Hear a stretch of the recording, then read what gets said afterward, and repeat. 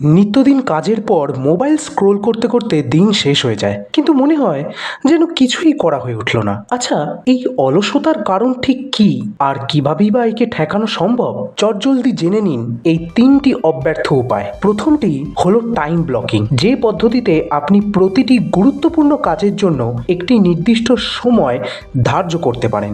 জিনিসটি অনেকটা স্কুলে বানানো রুটিনের মতো হলেও এর ফল কিন্তু সুদূর প্রসারী। এই পদ্ধতিতে আপনি নিজেকে সেলফ ডিসিপ্লিনড বা শৃঙ্খলাবদ্ধ করতে পারেন। পাশাপাশি এই পদ্ধতি আপনার মধ্যে বাড়াবে কাজের প্রতি ফোকাস, কমাবে অযথা ডিস্ট্রাকশন বা লক্ষ্যচ্যুত হওয়ার সম্ভাবনা। দ্বিতীয়টি আরও বেশি গুরুত্বপূর্ণ, যার নাম হলো 2 মিনিট রুল। ব্যাপারটা অনেকটা এরকম যে যদি দেখেন যে কোনো কাজ মাত্র কিছুক্ষণের মধ্যে সেরে ফেলা সম্ভব, তাহলে সেটা সঙ্গে সঙ্গে সেরে ফেলুন। এর জন্য চাইলে আপনি আপনার রোজকার রুটিন থেকে বানিয়ে নিতে পারেন একটা ছকে থাকবে 4টি খোপ, যার প্রথমে থাকবে সেই সব কাজ যার সময় কম কিন্তু গুরুত্ব বেশি, দ্বিতীয়টায় সময় ও গুরুত্ব দুটোই বেশি, তৃতীয়তে সময় ও গুরুত্ব দুই কম, আর শেষটায় সময় বেশি কিন্তু গুরুত্ব কম। মনে রাখবেন, এই প্রথম দুটি ছকই হবে আপনার লক্ষ্য, আর যত তাড়াতাড়ি এই কাজগুলি শেষ করতে পারবেন ততই আপনার লাভ। তৃতীয় পদ্ধতিটি অবশ্যই গুরুত্বপূর্ণ,